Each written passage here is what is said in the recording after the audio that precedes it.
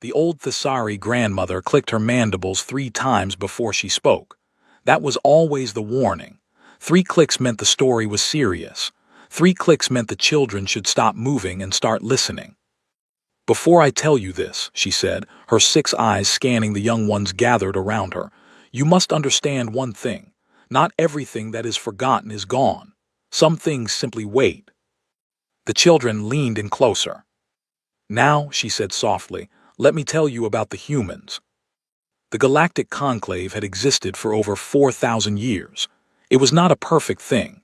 It was loud and slow and full of arguments that lasted longer than some species had been alive. But it worked. More than 200 sapient species sat under its banner, and for all its noise, it had kept the galaxy from tearing itself apart for a very long time.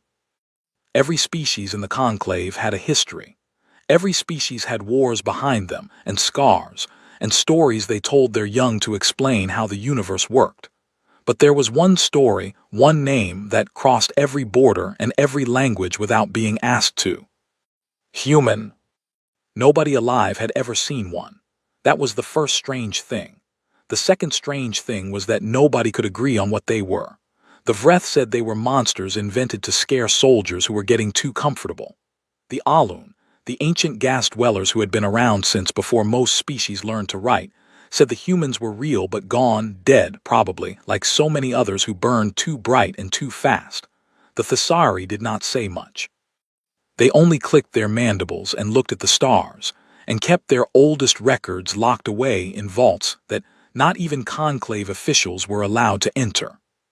The records existed, everyone knew that, nobody pushed too hard to see them. In the conclave's grand chamber on the station called Verath Sol, a session was underway. The chamber was a massive circular room with tiered seating that curved all the way up to a ceiling so high it was lost in shadow. Hundreds of species sat in their designated sections. Translators hummed. Lights blinked in the corners where the live broadcast was being recorded for the rest of the galaxy to watch later. The topic was border disputes in the outer spur. It was, as most border disputes were, deeply boring. And then someone mentioned the word. It was a small delegate from a minor trading species called the Fenari.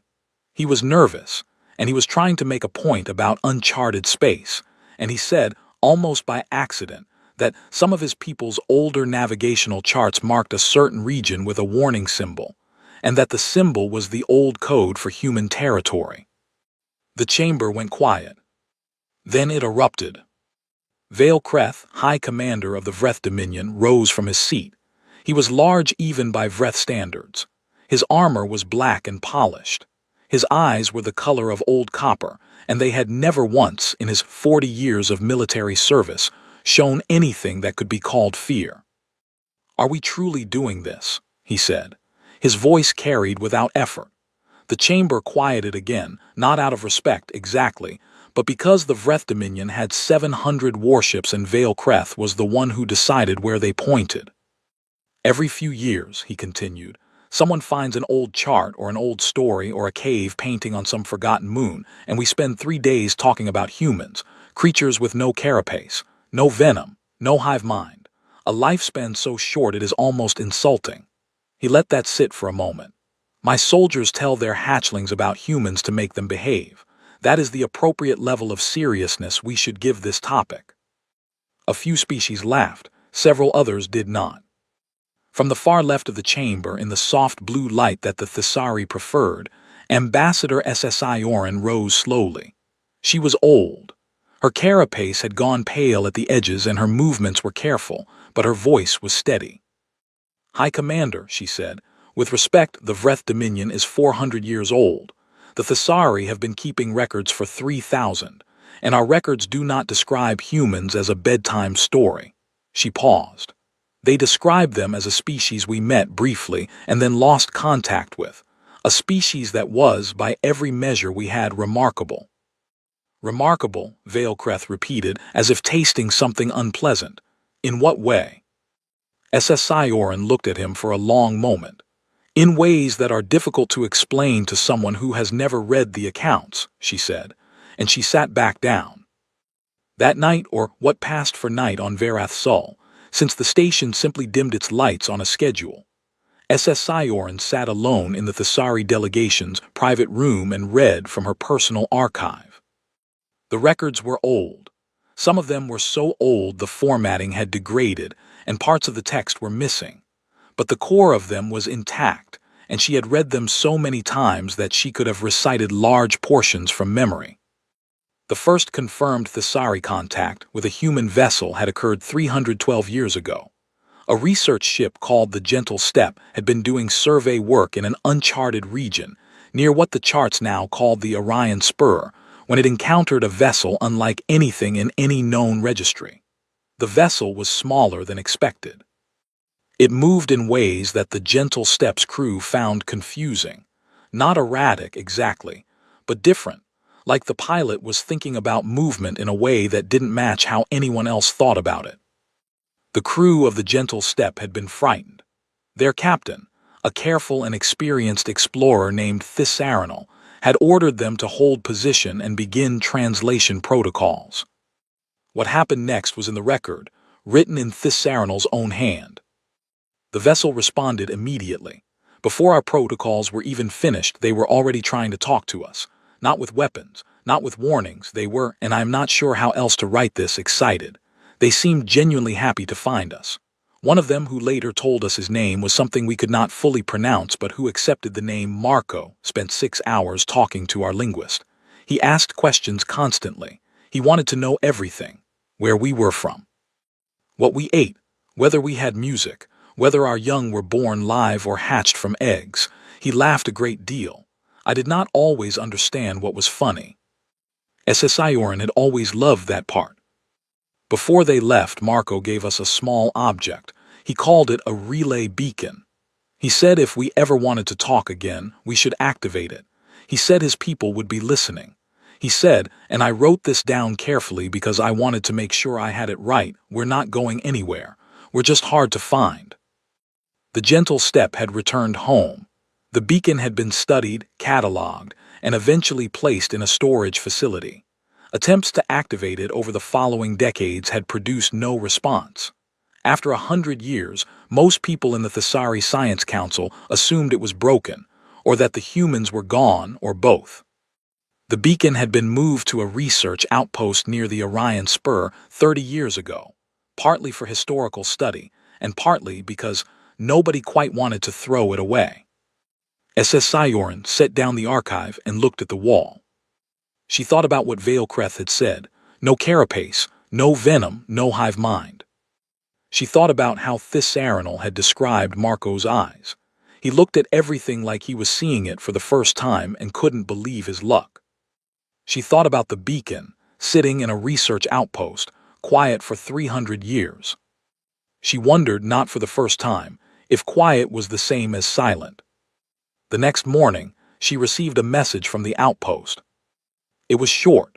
The researcher who sent it sounded like she was trying very hard to stay calm and not entirely succeeding. Ambassador, the beacon is active, something answered. SS Sci-Fi read the message twice. Then she read it a third time. She sat very still for a long moment, the way Thesari sometimes did when their mind was moving very fast and their body needed to stay out of the way. Then she stood up, walked to her communication console, and sent a private message to the research vessel Endless Curiosity, which was currently the closest Thesari ship to the Orion Spur. She told them to go to the beacon. She told them to go carefully and quietly. She told them to bring a very good linguist. She did not tell the conclave. She did not tell Veilkreth. She told herself she would inform them soon, after she knew more, after she was sure. But the truth she admitted only to herself, in the quiet of her room, with the dim station lights casting soft blue shadows across the old records on her desk, was that she did not want anyone else in the room for this. 300 years. The galaxy had spent 300 years turning the humans into a story, a joke, a legend, something to argue about in chambers and laugh about at diplomatic dinners. And now, in a small outpost near the Orion Spur, the story had answered back. She looked at the old record again, at Thesari's words, at the line that had stayed with her for 20 years since she first read it. "We're not going anywhere, we're just hard to find." She turned off the light and sat in the dark, and listened to the faint hum of the station around her. Somewhere out there, past the edge of the known charts, past the unlit space where the old probes had stopped sending signals, something was waiting, something that had always been there, something that had, apparently, been watching the galaxy for a very long time. And it had finally decided to say hello. SSI Orin clicked her mandibles once. Not 3 times, this was not a warning. Just once, the way Thesari did when something settled into place, when a long question finally started moving toward its answer. Then she began to write her report. She started with a sentence she had been quietly composing in her head for years, against the small, stubborn hope that this day would come. To the Galactic Conclave, and to all species who have waited and wondered. They are real, they were always real, and they are close. The endless curiosity was not a warship. It was a research vessel, which meant it was built for patience rather than speed, and for carrying equipment rather than weapons. It had a crew of 22, a very large archive section, and a kitchen that the crew complained about constantly but secretly appreciated because the head cook, a young Thesari named Velisan, was quietly excellent at his job. The ship's chief xenobiologist was named SSI Theranol. She was the ambassador's niece, though she rarely mentioned it because she preferred people to think she had gotten her position through talent, which she had. She was precise, careful, and deeply curious about everything, qualities that served a xenobiologist well. She had spent 11 years studying species that the Conclave had already catalogued, and she had always quietly hoped that one day she would find something new. She had not imagined it would be this. The endless curiosity dropped out of faster-than-light travel at the coordinates her aunt had sent, near the edge of the Orion Spur, where the star maps got thin, and the notations mostly said things like unverified and survey incomplete, and in a few places, simply unknown. For a moment, the view screen showed nothing but stars, and the distant curve of a dust nebula that glowed faintly orange. Then the ship's detection system made a sound it had never made before. Not an alarm exactly, more like a surprise chirp, and every screen on the bridge lit up with data. There was a vessel out there. It was not in any registry. It did not match any known configuration. It was roughly comparable in size to the Endless Curiosity, maybe a little longer, with a shape that was smooth and rounded in some places and angular in others in a way that felt slightly random, like the designers had made decisions based on what worked rather than what looked impressive. It was painted in 2 colors, a deep gray-blue on most of the hull, with panels of warm white near the front. On the side, in large, clean lettering, were symbols that the ship's translation system chewed on for a few seconds before producing a tentative result. ISV pale blue. And below the name, a small circular image, blue and white swirls, a sphere, unmistakably a planet. SSI Theranol stood very still at her console. Her 6 secondary eyes, the small ones along her temples that usually tracked background information, had all turned toward the view screen on their own. Her main eyes hadn't blinked. "They're hailing us," said the communications officer, a young male named Res Athen, in a voice that sounded like he was reporting something perfectly routine while his entire body disagreed. "Open the channel," SSI Theranol said. The screen split. On one half the pale blue floated against the stars, on the other half a face. The first human that SSI Theranol ever saw was a woman of medium height with brown skin, dark hair pulled back from her face, and eyes the color of deep water. She was wearing a uniform, practical, not decorative, and she had an expression on her face that SSI Theranol would later spend a long time trying to describe accurately in her notes. The closest she got was the look of someone who has been waiting for a bus that is 300 years late and has just seen it coming around the corner. "Hello," the human said. Her voice was warm and even, and there was something underneath it, some current of feeling she was keeping very carefully controlled. "My name is Captain Alina Vasquez. I am from Earth." She paused. "I imagine you have some questions." The first 6 hours were a kind of controlled chaos. Both ships matched velocity and drifted alongside each other while their translation systems worked, compared notes, and worked some more. It turned out that the humans had been collecting Thesari language data for a long time. The translation from their end was, startlingly, almost perfect. From the Thesari side it was rougher, but it improved quickly. SSI Theranol asked the captain to confirm her species. Human, Vasquez said. We also call ourselves Homo sapiens, but that's mostly for formal occasions or arguments about biology. SSI Theranol wrote that down. She wrote down everything. You answer the beacon, she said. We did, Vasquez said. We've been monitoring it for a while. When the Thesari moved it to the outpost near this sector, it came within range of one of our listening posts. We've been waiting to see if anyone would activate it.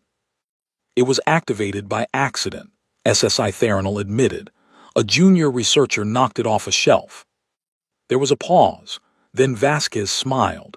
It was the first human smile SSI Theranol had ever seen in person, and she found it slightly alarming and somehow deeply reassuring at the same time. We don't care, Vasquez said. We're just glad it happened. The formal first contact meeting took place the next day, in a neutral space. A shared communications environment rather than aboard either ship, because both sides agreed that walking onto a stranger's vessel after 300 years of silence was perhaps moving a little fast. Vasquez brought 2 crew members with her to the virtual meeting. Her first officer, a tall, quiet man named Lieutenant Haro Chen, who seemed to communicate primarily through calm nods, and a young woman introduced as Specialist Danny Park, who was the ship's xenocommunications expert, and who had clearly been awake for about 30 hours, and was holding a cup of something hot and dark that she kept drinking from with the focused desperation of someone who needed it very badly. What is that? SSI Theranol asked, nodding toward the cup. Coffee, Park said. It's a drink. It's made from roasted seeds. It has a chemical in it that helps humans stay alert. She paused. Do you want some? I can synthesize a packet and send it over in a transfer pod. Perhaps later, SSI Theranol said carefully. Smart, said Chen. It was the first thing he had said. The questions came from both sides, fast and layered, and SSI Theranol's recording systems were running at full capacity. But the answers that mattered most, the answers that changed everything, came when SSI Theranol finally asked the question she had been building toward since the moment the screen came on. The Conclave lost contact with your species 312 years ago, she said. A probe malfunction. It was assumed by most that your world was gone. She paused. What happened? Vasquez set down the object she had been holding, a small flat rectangle that she occasionally looked at, which appeared to be a personal data device, and gave SSI Theranol her full attention. The probe didn't malfunction, she said. We turned it off. Silence. You turned it off, SSI Theranol repeated. We had been watching Conclave communications for a while by that point, long enough to understand some of the politics, long enough to see that the Vreth Dominion was getting very large and very aggressive, and that a newly discovered primitive species would probably look like an opportunity to them. Vasquez's voice stayed even. We decided that disappearing was safer than introducing ourselves to a galaxy that might not be ready or safe for us yet. So you hid, SSI Theranol said. We observed, Vasquez said gently. There's a difference. Over the next 2 days, the shape of what humanity had been doing for 3 centuries slowly became clear. It was, SSI Theranol later wrote in her report, one of the most astonishing things she had ever learned. The humans had not gone quiet, they had gone busy.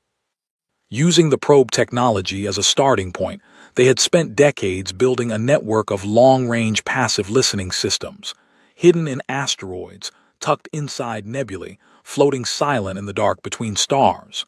These systems listened. They did not broadcast. They collected data, communications, political movements, military deployments, trade routes, cultural shifts, from across the Conclave and beyond, and they sent it all home in tight compressed bursts that nobody would notice unless they were specifically looking. For 300 years, Earth had been watching the galaxy the way a very patient student watches a very complicated classroom. They had learned 47 conclave languages. They had detailed records on every major species, every significant political event, every war and treaty and trade agreement that had occurred in the last 3 centuries. They knew the names of ships. They knew the names of admirals. They knew, Vasquez admitted with a slight smile, quite a lot about the Vreth Dominion specifically. How much? SSI Theranol asked. Vasquez looked at Chen. Chen said enough. On the 3rd day, SSI Theranol transmitted her report to Ambassador SSI Oren, who transmitted it carefully, with significant context attached to the Galactic Conclave. The response was immediate and, in the way of the Conclave, extremely loud. Most species were stunned. Several demanded proof. Some of the smaller, more peaceful species, the gentle Alun, the quiet marsh dwellers of Pelith IV, responded with something close to joy, as if a rumor they had always hoped was true had just been confirmed. The Vreth Dominion's response arrived within hours, and it was not joyful. Veilcreth transmitted a formal statement to the conclave that was polite on the surface, and carried the weight of a threat underneath every sentence.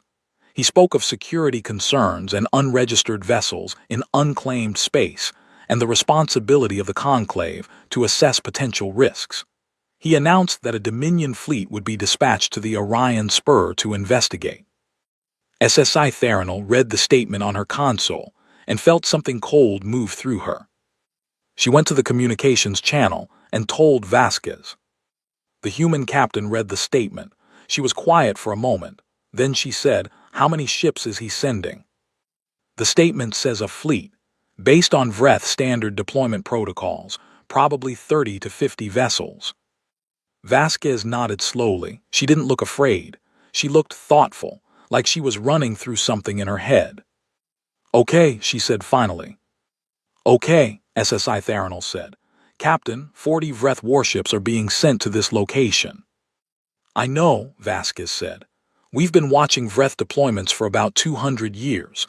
I have a reasonable idea of what they'll do when they get here." She picked up her coffee cup, found it empty, and set it back down with the mild disappointment of someone who had expected that and was still briefly sad about it. "Are you not concerned?" SSI Theranol asked. Vasquez looked at her. There was something in her expression that SSI Theranol couldn't fully read, something calm and old and settled, like a deep-water current that moves slowly and cannot be stopped. "I've been ready for this conversation with the Dominion for a long time," she said quietly. "We all have." She paused. "Tell your ambassador that we'd appreciate it if the endless curiosity stayed close. Having a Thessari ship nearby when they arrive will help." "Help how?" SSI Theranol asked. "It'll remind them," Vasquez said simply, "that this isn't just between us and them." SSI Theranol wrote that down. Then she looked out the view screen at the pale blue, floating quiet against the stars, its running lights blinking in that strange, cheerful pattern that she had asked about and been told was called festive, for reasons the captain had explained, but that SSI Theranol was still thinking about.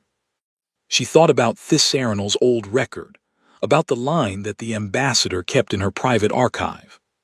"We're not going anywhere, we're just hard to find." She thought they had been found, but she was beginning to understand, slowly, the way understanding sometimes comes, that being found was not the same as being known, and that she had only just started to learn who these people really were. Outside, the stars were very still. Somewhere in the dark, moving without any visible hurry, 40 Vreth warships were on their way. The pale blue kept blinking its festive lights. SSI Theranol went to find Velisan and asked him to make her something warm to drink. She had a feeling it was going to be a long few days. Admiral Dunverk had been in the Vreth military for 37 years. He had fought in 4 wars, suppressed 11 rebellions, and once single-handedly turned a battle that everyone else had already decided was lost. He was not a man who doubted himself. He was not a man who wasted time on worry. He moved through the galaxy like a stone dropped from a great height, direct, certain, and very difficult to stop. He was also though he would never have said this out loud, deeply uncomfortable with the assignment. Not because of the humans. He agreed with Vale-Creth entirely on that point. They were a story, a ghost, a thing people used when they needed something to be afraid of that wasn't real. No, what made him uncomfortable was the politics of it. Sending 40 warships to confront what was most likely one small research vessel, and a lot of embarrassing mythology felt like using a boulder to crack a seed. If the humans turned out to be nothing, and they almost certainly were nothing, he would have made the Dominion look ridiculous. But orders were orders. He had 42 ships under his command, the finest in the Dominion's outer fleet, and he had his instructions. Find them, evaluate the threat, remind them of how power worked. Simple enough. The fleet dropped out of FTL in a precise formation that Doonwerk had drilled his captains on for years. A wide crescent, every ship in its place, weapons systems warm but not active. It was a posture that said, we are strong and we are here and you should make your decisions accordingly. He had used it many times. It worked. For a moment the view screen showed him exactly what he expected: empty space, a distant nebula, some unremarkable stars. Then the sensors gave him the two ships. One was the Endless Curiosity, a Thessari research vessel he had already pulled records on during the journey. The other was the human ship, the Pale Blue. He stared at it. He was not sure what he had expected. Something more, perhaps. It was smaller than he had imagined. It had no visible weapon systems. It was painted in gray, blue, and white, and along its hull, he zoomed the visual feed, there were lights. Small, colorful lights, blinking in a cheerful, rhythmic pattern that had absolutely no tactical significance whatsoever. One of his junior officers made a very quiet sound, not a laugh, something more confused than a laugh. Open a channel, Doonwerk said. Then, before his communications officer could respond, something came through on the channel on its own, not words, but sound. A transmission from the human ship, on an open frequency. Music, his system identified it as.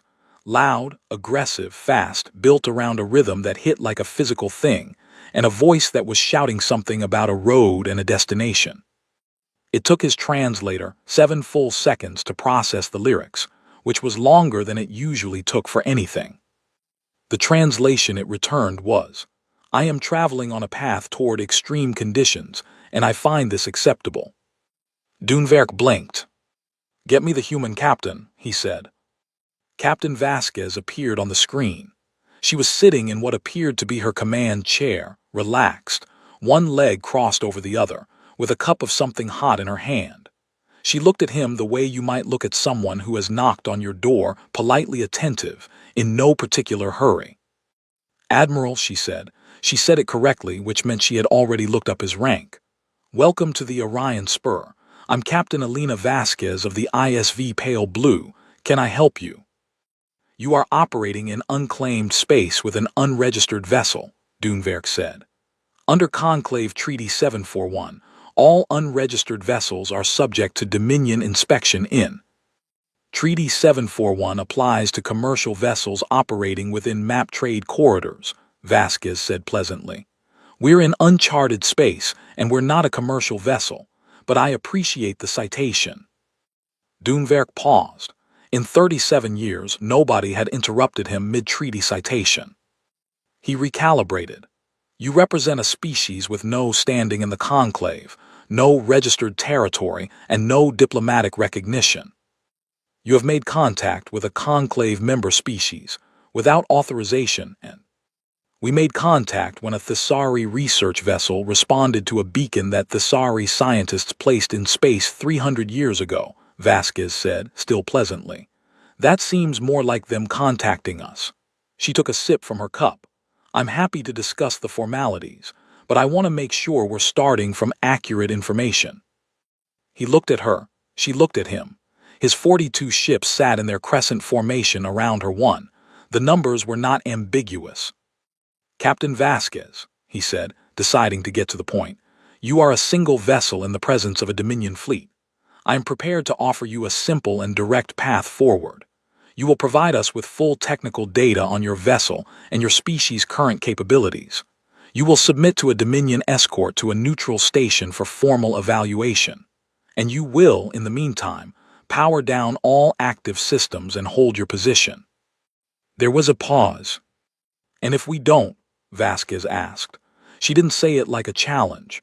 She said it like a genuine question, the way someone asks what happens if you push this button, more curious than defiant. "Then," Doenwerk said, "I will take that as a hostile act." Vasquez looked at him for a moment, then she set down her cup. "Admiral, I want to be honest with you because I think you're someone who respects straight talk." She leaned forward slightly.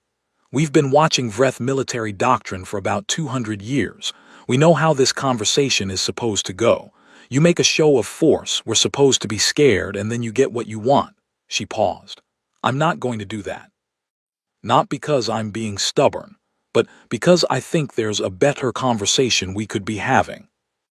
"Your opinion of what conversation we should be having is not relevant," Doenwerk said. "Maybe not," Vasquez said. "But before you make your next decision, Admiral, I'd like to show you something." For exactly 4 seconds, nothing happened. Then 6 ships decloaked. They appeared like a held breath suddenly released. One moment the space around the Vreth fleet was empty, and the next moment there were 6 vessels sitting in the gaps between his ships, close enough that his proximity alarms lit up like festival lights. Not outside the fleet, inside it, tucked into the formation as if they had been there the whole time, which his suddenly screaming sensor logs were informing him they had. His weapons officers reacted immediately, targeting systems locking on. His hand was already moving toward the command to fire.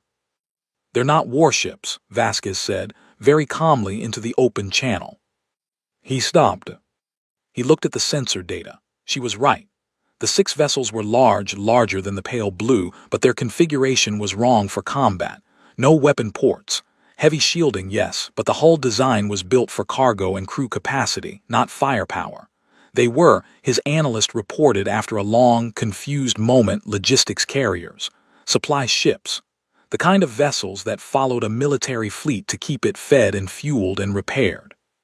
Support ships had been sitting inside his combat formation for an unknown amount of time, and his sensors had not detected them once.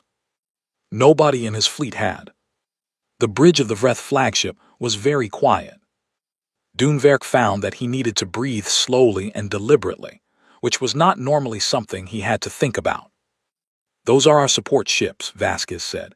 "They're not armed. I sent them in ahead of time because I wanted you to understand something." Her voice was still calm and still even and still somehow not unkind. "We're not the pale blue. The pale blue is just who came to talk, and those 6 ships, those are just the ones that keep the lights on." She paused, and when she continued, her voice had something very quiet and very serious under it. "We didn't bring our warships, Admiral. We didn't think we'd need them. But if you want, I can have some here in about 4 hours." Doenwerk said nothing. He was thinking, very quickly, about what kind of fleet would bring logistics vessels to a first contact situation, not as a show of force, but as a demonstration. About what it meant that those 6 ships had sat inside his formation, invisible, for the entire approach. About what it meant that they had planned for this conversation far enough in advance to stage it. He was thinking about what kind of military does not bring its warships to this conversation, because it does not think it needs them. He was, and he identified the feeling slowly, because it was genuinely unfamiliar, afraid. Not of the ships, not even of the warships that might be 4 hours away. He was afraid because for the first time in 37 years, he was in a room, a situation, and he did not know how big it actually was. He could see the walls he could see. He had no idea what was behind the ones he couldn't. "Admiral," it was his second-in-command, Commander Drevathel, speaking quietly at his shoulder. "Your orders." Doenwerk looked at the screen. Vasquez was watching him with patient, steady eyes. She was still not afraid. She had been not afraid the entire time, and he was beginning to understand that it was not an act. He thought about the message he would have to send to Vale Creth. He thought about what it would say. "We arrived. We made our demands. They were not afraid. They had ships we couldn't see. I am not sure how many we still cannot see." He thought about the fact that the Conclave broadcast network was, almost certainly, receiving some portion of this transmission. The Thessari ship was right there, and the Thessari were not known for keeping quiet when something important happened. "Hold position," he said. "Stand down targeting." He kept his voice perfectly level. "We will return to Dominion space to report and await further instructions." On the screen, Vasquez nodded once. "I think that's a good idea," she said. "For what it's worth, Admiral, the offer to talk is open. It will stay open. We've waited 300 years already. We're not in a rush." He cut the channel. The bridge was silent for a long moment. "She said 4 hours," his analyst said carefully, "for warships." "I heard her," Doonwerk said. "Do you think that's accurate?" Doonwerk looked at the empty space where the 6 cloaked ships had been sitting, completely invisible for the entire time. He thought about the answer. He thought about how, an hour ago, he would have said that none of this was real. "Yes," he said quietly, "I think it is accurate." He turned away from the screen and began composing his report to the High Council. It was going to be a difficult message to write. He had delivered bad news before, many times, but this was different. This was not bad news. This was a new kind of news entirely, the kind that changed the shape of things, the kind that, once received, could not be unreceived. He started with the only sentence that felt honest. "They are real, and I believe we have made a significant mistake in our assumptions." Outside, the Vreth fleet began its quiet, orderly retreat. Behind them, the pale blue floated in the dark, its small festive lights still blinking, patient and unhurried, as if it had all the time in the world. Which, it was becoming increasingly clear to everyone who had been watching, it did. The recording of Admiral Doonwerk's retreat was, as SSI Theranol had expected, broadcast across the Conclave network within hours of it happening. She had not been the one who leaked it. She would not confirm whether she knew who did. What she would say, later, in her official account, was that the recording spread the way things spread when an entire galaxy has been waiting for something without knowing it, fast and far, and with a kind of released energy that felt almost physical. Every species watched it. Most of them watched it more than once. The 6 ships decloaking inside the Vreth formation became the most replayed moment in Conclave broadcast history. Analysts on 100 worlds watched it frame by frame, trying to understand how those ships had stayed invisible to 42 Vreth sensor arrays. They had no answer. The technology simply did not match anything in any database. The Thessari watched the recording quietly, with great dignity, and then went to their private rooms and made sounds that were the equivalent of very excited laughter. The Vreth Dominion issued a formal statement through the conclave that used the words unprovoked provocation and deliberate intimidation, an act of aggression. Most species read those words and then watched the recording again and found the statement difficult to take seriously. Vale Kreth did not find it difficult to take seriously. He found it enraging. He called the High Council together 3 days after Doonwerk's fleet returned to Dominion space. The council chamber was sealed. No outside observers. No broadcasts. "They humiliated us," he said. He did not shout. Vale Kreth almost never shouted. His anger was a cold thing, controlled, like a weapon kept carefully in its case. In front of the entire conclave, a species we dismissed as mythology just demonstrated to every watching eye that our fleet is blind. "To their cloaking technology," said Council Member Drevkal, who was old and careful and usually right. "Not to conventional vessels." "Not to conventional vessels." Vale Kreth repeated the phrase as if it tasted bad. "And if they have unconventional ones?" Nobody answered.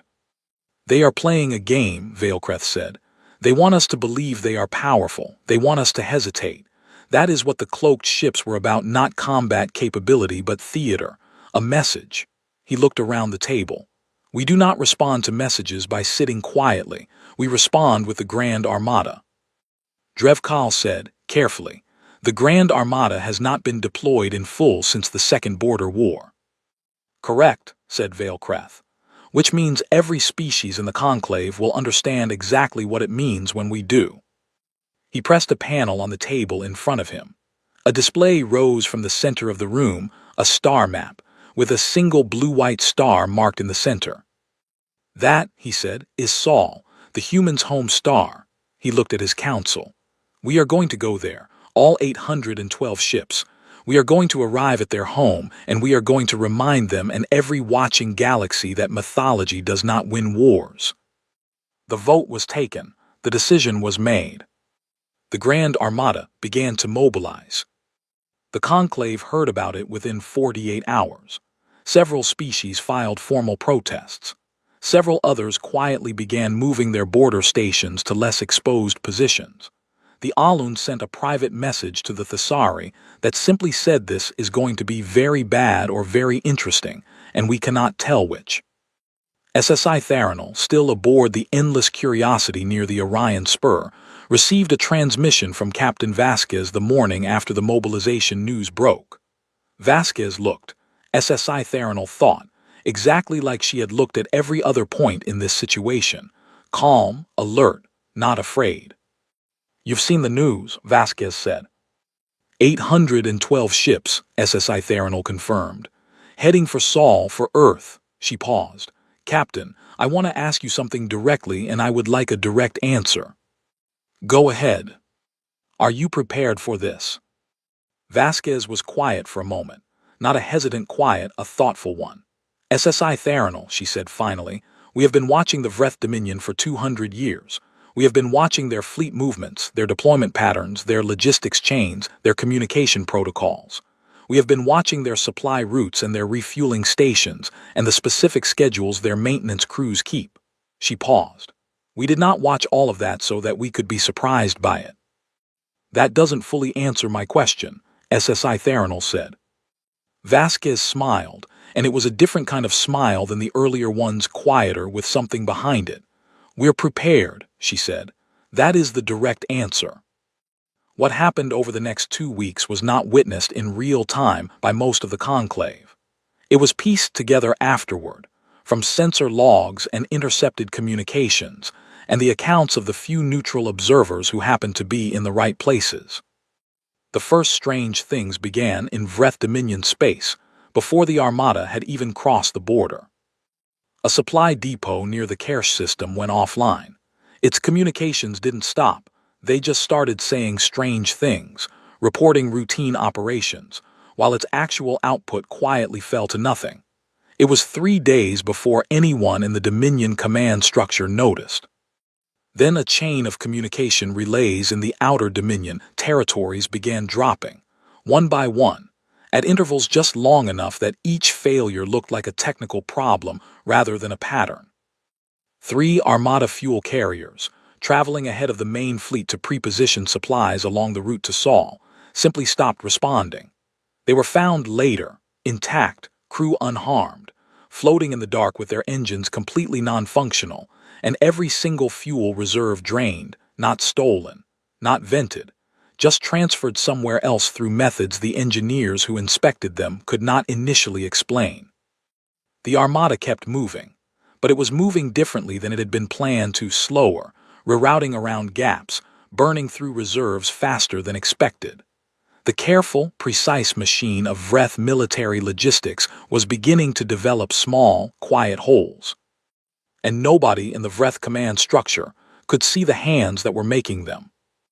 The Grand Armada crossed into the Sol system on a morning that the crew of the Endless Curiosity, now repositioned at a safe observation distance, would remember for the rest of their lives. 812 ships. They came in formation, massive and dark and very real, the largest military force anyone in the conclave had ever assembled. Even on the Endless Curiosity's long-range sensors, they were an extraordinary sight, a vast crescent of metal and power, moving with the slow certainty of something that has never had to hurry because nothing has ever been fast enough to stop it. SSI Theranol stood at the viewscreen and felt something that she supposed was fear, and also something she couldn't quite name, a breathless, suspended feeling, like the moment before something long expected finally arrives. "Captain Vasquez," she said into the open channel, "the Armada is at the edge of the Sol system." "I see them," Vasquez said. She was not on the pale blue anymore. She was somewhere else, she had been vague about where, and her voice on the channel was steady and quiet. "Where is the human fleet?" SSI Theranol asked. "I'm not seeing." Then she stopped. On the long-range sensors, from behind the far side of Earth's moon, something was moving. Not one ship, not six, a fleet, rising from the shadow of the moon with the slow, unhurried confidence of something that has been waiting a long time and is now, finally, done waiting. SSI Theranol had studied military vessels her entire career. She knew their shapes and sizes and configurations. She knew what a warship looked like. The angles built for deflecting fire, the reinforced hull sections, the weapon ports designed to be hard to spot from certain angles until they needed to be seen. The human warships were beautiful. That was not a word she used professionally, but it was the one that arrived in her mind and stayed there. They were large, larger than she had expected, and they moved with a smoothness that suggested the most extraordinary engineering, and they were built with an intent so clear and so total that even looking at them from a distance she could feel it. These ships had been built to win. In the Vreth Armada's command ship, Veilcreth watched the human fleet emerge and felt something he had told himself he would not feel. The sensors were giving him numbers. He focused on the numbers because numbers were real and useful. Human fleet, approximately 300 vessels. Armada, 812. The numbers were in his favor. He kept watching the human fleet moving toward his armada and found, unexpectedly, that the numbers did not make him feel better. He opened a channel. "Human vessels, you are facing the full grand armada of the Vreth Dominion. Stand down and withdraw, or we will." "High Commander Veilcreth," a voice said from the channel. It was not Vasquez. It was a different voice, a man's voice, older, with the particular calmness of someone who has spent a great deal of time in difficult situations. "My name is Admiral James Okoro. I command the Sol Defense Fleet." A brief pause. "I want to make sure we understand each other clearly before anything else happens. We are not going to stand down, we are not going to withdraw, and we are not going to fire first." Another pause, shorter. "But we will respond, and I want you to have seen that clearly so there's no confusion later about what happened here." Veilcreth said, "Your fleet is outnumbered nearly 3-1. "Yes," said Okoro, "I'm aware." The first engagement lasted 11 minutes. Later, analysts from 6 different species would spend years studying the sensor records of those 11 minutes, trying to fully understand what happened. The human fleet did not fight the way any known species fought.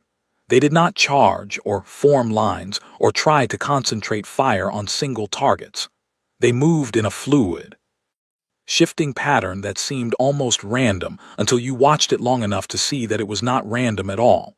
It was adaptive, every ship constantly adjusting to every other ship, the whole fleet moving like something alive. They did not fire to destroy. Every human weapon system was calibrated with extraordinary precision to disable. Engines, navigation systems, weapons arrays. The shots were targeted with a surgical accuracy that the Vreth gunners, trying to track and match, could not come close to answering. In 11 minutes, 240 Vreth ships were dead in space. Not destroyed, not burning, just stopped. Every crew intact, every vessel recoverable, just entirely, completely unable to move. The rest of the armada held its formation. It had not broken. The Vreth were not a species that broke easily. But Veilcreth could see his captains waiting for his orders, and he could feel in the silence of the channel, in the stillness of his officers around him, that the next move was the most important decision he had ever made. Okoro's voice came back on the channel. "High Commander, I want you to look at the ships we've disabled. Check your sensors, check your crew reports." A pause. "Everyone is alive, every ship is intact. We can give you your 240 ships back in about 3 days with a repair team." His voice was quiet and utterly serious. "We don't want a war. We have never wanted a war, but you should understand something clearly. We are very, very good at them." Another pause. "Stand the armada down. Let's talk." Veilcreth looked at the disabled ships on his sensor display. He looked at the human fleet, sitting calm and still in the space ahead of him, not advancing, waiting. He thought about Duneverk's report, about the cloaked logistics ships, about the supply depot that had gone dark before the Armada even crossed the border, about the fuel carriers floating empty in the dark. About 240 ships stopped cold in 11 minutes without a single casualty. He thought about the word he had used in the conclave chamber, confident and contemptuous. Story. He closed his eyes for a moment. Stand down the Armada, he said. All vessels hold position, do not fire. He opened his eyes. Open a channel to the human admiral. The channel opened. Admiral Akoro, Veilcrest said. I am listening. Captain Elena Vasquez was sitting in a small office on Verathsul Station, drinking coffee and watching the live conclave broadcast on a screen that was slightly too large for the desk it sat on, when Ambassador Dr. Amara Os walked to the podium and the grand chamber went quiet. Vasquez had been in many important rooms in her career. She had stood on the bridge of a ship facing down 40 Vreth warships. She had sat across from alien species and tried to explain the concept of jazz. She had watched her own fleet disable 240 enemy vessels in 11 minutes without losing a single crew member. She had done hard things with a calm face more times than she could count. But watching Amara walk to that podium, in a chamber that held representatives from over 200 species who had once believed humans were a bedtime story, that made her hands tight around her cup in a way she hadn't expected. She took a breath. She watched. Dr. Amara Osai was 63 years old and had spent 40 of those years as a historian. She had studied the conclave long before humanity had officially reintroduced itself to it. She had read every intercepted communication, every political record, every cultural document that Earth's listening network had gathered over 3 centuries. She knew this room better than most of the people in it knew it. She had studied its history, its failures, its moments of extraordinary decency, and its long, complicated story of power and compromise. She was not nervous. Nervous was not the right word. She was present, fully, carefully present, the way you are when something matters and you know it. She stood at the podium for a moment before speaking. She looked at the room, at the hundreds of species looking back at her. At the Thessari delegation, where Ambassador Ssiorn sat with her mandibles perfectly still. At the Vreth section, where the seats were not empty because Veilcrest had come, and that mattered. At the smaller delegations in the upper tiers, species whose names most of the galaxy barely knew, watching with quiet, careful eyes. My name is Dr. Amara Osai, she said. I am the first formal ambassador of the United Earth Council to the Galactic Conclave. She paused. And I want to start by saying something that I know might seem unusual for a diplomatic address. The chamber waited. I want to say that we are sorry for the silence. In the small office, Vasquez set down her cup. Not for hiding, Amara continued. I won't apologize for protecting our people during a time when we didn't yet know if this galaxy was safe for us. That was a decision made carefully, and I believe it was right. She looked out at the chamber. But 300 years is a long time to be absent, and in that time, things happened that we watched from a distance that we might have helped with if we had been here. Conflicts we might have helped resolve. Species that suffered under arrangements that more voices at the table might have changed. She paused, letting that settle. We made a choice, and it was a reasonable choice, and it still cost something. I think it's important to say that plainly. The chamber was very quiet. We are not here, she went on, because we are the most powerful species in this room. I am aware that the events of the last several weeks have made our military capabilities very clear, and I am not going to pretend otherwise. But power is not why we are asking for a seat at this table. She looked across the room slowly, making sure she was speaking to all of it. We are here because we are curious. Because 300 years of watching you, all of you, has made us want to be part of this, not just observers of it. Because we have made mistakes, as all of you have, and we have learned things, as all of you have, and we think we have something to contribute. She smiled, and it was a small, honest smile, not political, not calculated. We also think you are all extraordinary, she said. Every species in this room. We have spent 3 centuries studying you, and we are still not finished. We expect we never will be. That is, honestly, one of the best things we can say about you. The vote that followed was not, as SSI Theranol noted in her official report, a foregone conclusion. The Vreth Dominion abstained rather than voting yes. Vailcreth's delegation sat in silence while the count was read, and he did not look at the human section when the final number came up. But he had come. He had stayed. He had listened. After the ceasefire in the Sol system, he had returned to Dominion space and within a week requested a private channel with Admiral Akoro, not to negotiate surrender terms but to ask questions. Specific, careful questions about how the human fleet had managed what it managed. Akoro had answered them, all of them, clearly and without gloating. Vailcreth had not said thank you because that was not how Vreth operated, but he had said I understand, and from him in that moment, that meant the same thing. The Dominion itself was not unified. The ceasefire had cracked something that had already been cracking for a long time, not the Vreth people, but the system around them, the structure of authority that Vailcreth and the High Council represented. 3 client species at the Dominion's edge, smaller peoples who had been under Vreth authority for decades without much choice, sent quiet communications to the Conclave and to the new human delegation within days of the Sol system stand-down. They asked, carefully and with great dignity, whether there were options they had not previously known about. It was Vasquez who handled those first conversations, not because she was the senior diplomat, that was Amara's role, but because she had been the first face most of the galaxy had associated with humanity, and because she had a way of sitting across from someone in a difficult situation and making them feel like the conversation was going somewhere good. She told the 3 species, in 3 separate conversations, the same thing, that options existed, that the Conclave had mechanisms for exactly this kind of situation, and that the human delegation would support them in whatever direction they chose. She did not promise easy outcomes. She told them the truth about how complicated these processes were. All 3 species said they understood. All 3 said they wanted to proceed. Vailcreth found out about those conversations within 2 days, because the Vreth had an excellent intelligence network. He sent a formal communication to the human delegation that was pointed and cold, and used the word interference several times. Vasquez wrote back, in a response that was almost equally formal but had something at the edges of it that was not cold at all.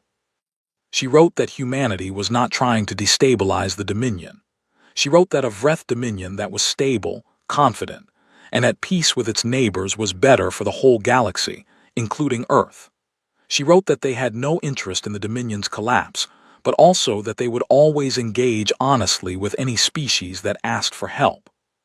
Then she wrote one more line that was not in the official diplomatic phrasing. You came to the table when it mattered, High Commander. That is not nothing.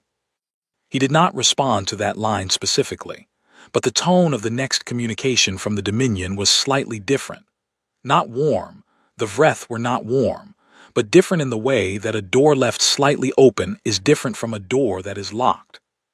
The months that followed were complicated in the way that most important things are complicated. Earth's formal entry into the Conclave was not a smooth, simple event. There were arguments about territory, about the legal status of the listening network, about what 3 centuries of observation meant for the rights and expectations of the species who had been observed. There were species that were genuinely afraid of humanity, not of their military, but of the knowledge they had, of what it meant to be studied so long and so carefully without knowing it. Amara handled most of those conversations herself. She was honest in them, which was not always comfortable, but comfort was not what those species needed. They needed to trust, and trust required honesty first.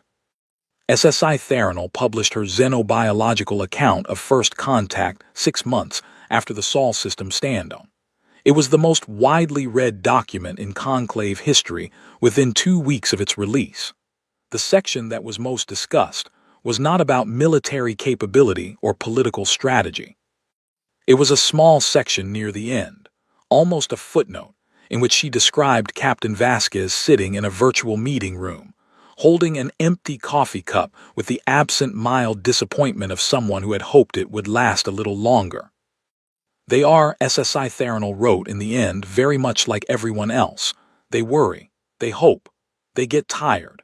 They make jokes at moments when other species would be silent. They form attachments quickly and keep them carefully. They feel things deeply and often try not to show it, which they are not as good at hiding as they believe.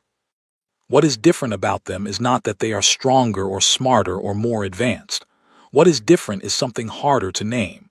The best word I have found after months of observation is this. They believe, with a completeness I have not encountered in any other species, that things can be better, not as a hope, not as a wish, as a working assumption they carry everywhere they go. It is, I think, the most quietly remarkable thing about them. On a Tuesday morning, Earth still kept its own calendar, and Tuesday was one of the words the translators had simply borrowed whole. Vasquez sat on a bench outside the conclave's observation garden, which was a large pressurized space full of plants from 40 different worlds that had been given as gifts over the centuries, and now grew together in a beautiful, slightly chaotic tangle that no one had planned but everyone liked. SSI Theranol found her there and sat beside her. They did not talk for a while. They looked at the garden. "How are you?" SSI Theranol asked eventually. "Tired," Vasquez said. "Good tired, the kind that means something happened." SSI Theranol clicked her mandibles once, the soft click that meant, "Yes, I understand." "He voted to abstain," Vasquez said. She didn't need to say the name. "I know," SSI Theranol said. "Is that what you wanted?" "An abstention is better than a no," Vasquez said. "A no is a wall, an abstention is a door." She paused. "We can work with a door." SSI Theranol looked at her. "You are a great deal of work as a species," she said. Vasquez laughed. It was a real laugh, warm and surprised, and it startled a small plant near the bench that rustled its leaves in response. "Yeah," she said. "We've been told." In the grand chamber, in the Vreth Observer's Gallery, Vale-Creth sat alone after the session and looked at the now empty podium where Dr. Amara Osai had stood. He thought about what she had said, about the silence, about the apology she had offered and the clarity with which she had offered it, without begging, without shame, simply as an honest accounting. He thought about 37 years of military service, and about all the stories he had dismissed, and about sitting in a fleet of 42 ships while 6 invisible vessels decloaked inside his formation like a quiet answer to a question he hadn't known he was asking. He thought about the word he had used, story. He thought about what it meant that the story had arrived, and had arrived like this, not with rage, not with revenge, not with a crushing display of all the power it had accumulated over 3 centuries of watching and waiting, but with a historian at a podium telling the truth. He did not know yet what the Dominion would do. The High Council was already arguing, and that argument would take a long time to resolve, and it might resolve badly. He was not optimistic by nature. But he was, he found, not certain it would resolve badly. And uncertainty, in a life built on certainty, felt strange. It felt, if he was completely honest with himself, like something had opened that he had not known was closed. He looked at the empty podium for a long time. Then he stood, straightened his uniform, and walked out of the chamber, not toward the ships, not toward the Dominion's secure communications array, but toward the small corridor that led to the conclave's public meeting rooms, where he had been told, through channels that required a certain amount of personal humility to use, that the human delegation was available for conversations. He walked slowly. He was not sure what he would say. He would think of something. Outside, through the station's viewing panels, the stars were the same stars they had always been. Steady, quiet, full of things that had always been there even when no one was looking. And somewhere among them, patient and unhurried and deeply, irreducibly itself, a species that the galaxy had once called a story was sitting down at the table, and finally, after 300 years, beginning to talk.